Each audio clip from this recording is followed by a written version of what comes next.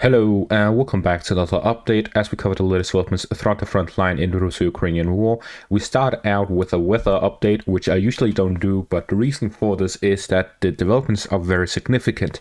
There's been a snowstorm in southern Russia and Ukraine, as well as in the war zone, where we see these videos here. The first one showcases how much snow has fallen in Odessa and how it affects the people living there with this amount of snow and the snowstorm, blocking both transport of equipment and other logistical supplies. This specific video is recorded somewhere by the Odessa-Kiev highway by the border to Mykolaiv, so somewhere here in the northern parts of Odessa.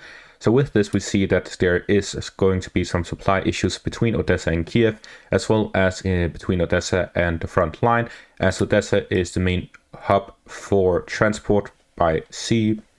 So with that, we see that the Ukrainian forces will likely face some supply issues from Odessa, and the same for Russia, as there has been this snowstorm in Crimea as well as in southern Russia as well. This will disrupt supplies coming from Russia through Crimea to the Kherson region.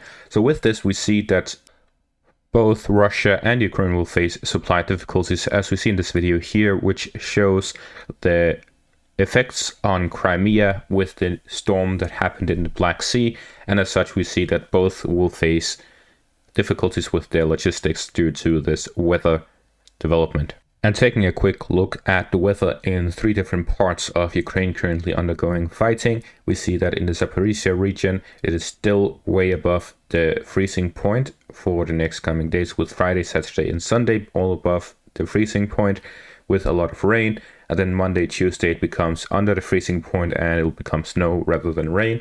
And with a couple of days before having a lot of rain, this would mean that the ground will freeze and the water will freeze, which will make it very slippery and difficult to drive through. We also see here in Avdiivka, same phenomena, going to be above 0 degrees with rain and then snow at the end of the week, start of next week. And the same in the Kupiansk direction. So with this, we see that there's going to be a cold wave at the end of this week to start of the next one. Moving on to the frontline developments, we have some in the Zaporizhia front and in the Avdiivka area. Starting out in the Zaporizhia front, the Ukrainian forces managed to advance both to the south of Robotyne in the direction of Novorokopivka, as well as in the west of Robotyne, where the Ukrainian forces managed to capture a bunch of Russian trenches here to the west of Robotyne. With this, we see that the Ukrainian forces restarted their offensive operations. There was a couple of days of bad weather. This is likely why it halted, and now the weather has slightly improved, going above the freezing point, and as such we see the restart of operations. However, the terrain is very difficult to traverse through, which is why we're not seeing any big movements, just the usual small developments. Moving on to the Avdiivka direction, we see that the Ukrainian forces managed to push back the Russian forces from Stepove, and as I mentioned in my previous video, the Russian forces are looking to advance towards the coke plants, maybe storm it, rush it, try to take control of it. However, a prerequisite for that is taking control over Stepove. So with this Ukrainian counterattack, they put a halt onto the Russian plan to storm the coke plant, and they're now forced to focus and redirect their forces to Stepove. While they recaptured Stepove, the Ukrainian forces also took and pushed the Russian forces back to the forest line, so they negated all of the Russian gains ahead of the forest line. So with this, we see that the Ukrainian forces really put a halt to the Russian plants across the forest lines and any attempts at storming the coke plant. We will likely see more of these Ukrainian counterattacks to try and prevent the Russian capture of the coke plant, because losing the coke plant would be a huge step in the direction of the Russian forces capturing Avdiivka as a whole. Meanwhile, the industrial zone here to the southeast of Avdiivka has fallen under the Russian hands, and now the residential area has as well. We see, zooming in, that there's tons of trenches in this area, even more so than is shown on the satellite image, as the satellite image only shows what was before the war, as there's been no update in this area since the war started by Google Maps, and as such we see that there's most likely more fortifications in this area than it is shown, and the Russian forces managed to capture the whole residential area in the matter of a couple of days after the capture of the industrial zone. That is likely because the Ukrainian forces were forced to withdraw. So we see that the former Wagner forces really have no chill. As soon as they captured important parts, they go on to the weaker points. With lack of supply lines directly to the positions, the Ukrainian forces were in a position where they had to withdraw, otherwise they would starve out in the long term, leaving them in a very tough position. Talking about that, the German newspaper Bild writes about serious problems in the Ukrainian army, which political telegram channels have been writing about for a long time. Quote, while the Ukrainian leadership proudly points to remaining Western Leopards, Challengers and Abrams tanks, many soldiers are forced to travel to the front in 50-year-old Ladas because there are not enough armored personnel carriers and SUVs. Indispensable drones for reconnaissance and attack on Russian units are in short supply. A mid-level military man complains bitterly about the lack of foresight and widespread vanity of Ukrainian generals. There is growing anger among military personnel at President Volodymyr Zelensky and his government. We defend our country, risk our lives, and in the end, we ourselves pay for equipment, rent, food, and car repairs. What happens to all the money coming in from abroad? Well, I'll tell you where the money goes. The United States and the EU have sent less and less money to Ukraine.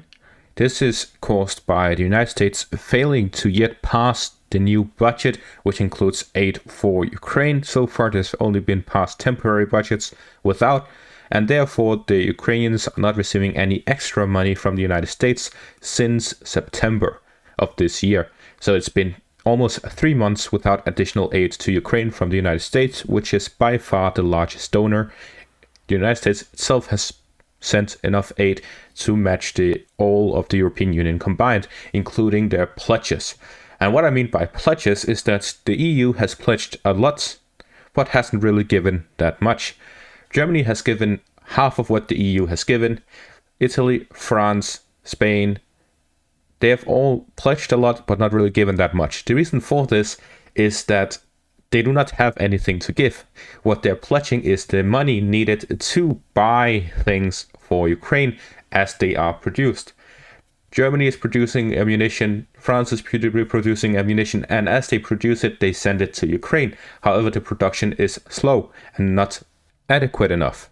So it's not really like they're giving a blank check to Ukraine, telling it buys whatever it needs. Instead, they pledge that they're going to give a specific amount of money, for example, 5 billion euros, and then they decide what was bought for that money for Ukraine according to its needs. So Ukraine says, we need this, this, and that, and then Western countries build these things and then give them according to its costs.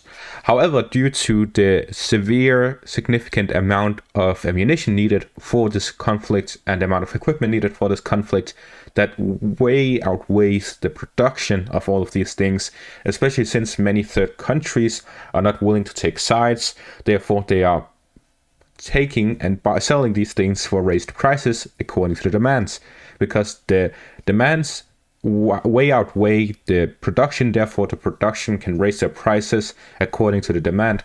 So we're seeing the price of a single shell tripling over the past 2 years from, for example, $1,000 to now $3,000. Therefore, we see that although they have the same amount of money pledged, it goes very slow because they cannot really buy anything that hasn't been produced yet.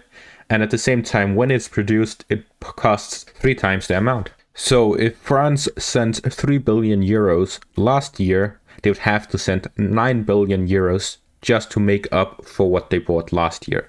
So it becomes 3 times more expensive, and this likely has the case with multiple other things, especially since countries are most willing to buy ammunition, equipment, and so on from their own country.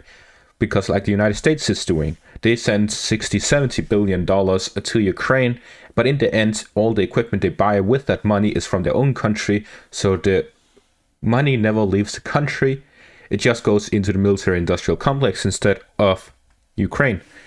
And therefore, Ukraine receives ammunition, weapons, and so on from the United States, and the money just stays in the United States but goes to these companies. So the only money Ukraine actually receives is the humanitarian aid, and humanitarian aid goes to civilians, not militants. Therefore, the soldiers are receiving the small end of the stick.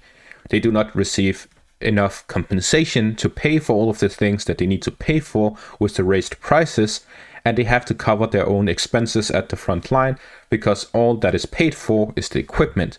The maintenance and the repairs are also paid for, but small things like a 50-year-old ladder at the front line they have to drive because they do not have enough equipment, that is on their own receipt. Therefore, they have to pay for the gas, they have to pay for the ammunition, and so on from the front line that is above what is provided for them. This is the same case for Russia. Most soldiers actually have to buy their own gas, equipment, and so on at the front line above what is provided for them. However, the difference is Russian soldiers receive way more money than the Ukrainian does because the Ukrainian is mobilized, the Russian is mainly on a volunteer basis. The way they receive so many volunteers is that the income of the Russian soldier is about 5 times the average income of a Russian citizen. Therefore, the poor Russians were more likely to register and volunteer to the army to receive these massive raises in income for the soldiers. Also, their cost of living goes down, paying for their own equipment and so on is lower than what they had to pay to live. So they make a lot of money fighting in these wars. So there's a lot of volunteers going to the front line due to that. So we are seeing that the Russian soldiers receive adequate money in their salaries to pay for their equipment, while the Ukrainians are receiving less due to the lack of money for their budgets, especially with the United States not providing enough. So prior to this fiscal year, the Ukrainians actually had enough money to pay for their equipment mostly. But now with the delays of the budget of the United States, it becomes more and more difficult for the Ukrainian soldiers to pay for their necessary needs at the front line, especially when they have to pay for their family as well. And now that we're talking about these issues, we may as well talk about the one between Ukraine and the EU as well, because we're seeing that Hungary, Slovakia, and Poland are all blockading their border with Ukraine. The reason for this is that Ukrainian grain is having a hard time passing by the sea border due to the Russian blockade. Therefore, they want to sell their grain abroad through the western borders, through Poland, Slovakia, and Hungary, and so on, with their trains and trucks driving out the grain. The issue is that Polish farmers, Slovakian farmers, and Hungarian farmers suffer from this because with the grain going through their countries, they would have to receive less money for their grain because Poland, Slovakia, and Hungary also produce grain.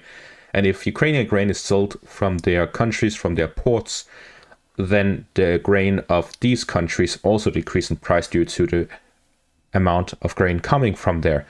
Therefore, the farmers in these countries complain heavily about the transport of grain from Ukraine through those countries. And then they have started a protest where they blockade the border to prevent the majority of Ukrainian grain from going through. And as such, they would be able to raise their own prices and receive what they expected to receive at the start of the year. So with this, we are seeing that the Ukrainian budget is suffering from that.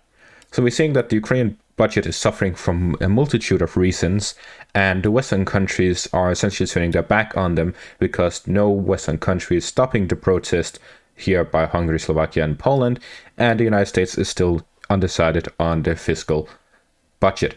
So all of these things combined together proves to be difficulties on the front line. And that is all for this update. Thank you all for watching and have a great day.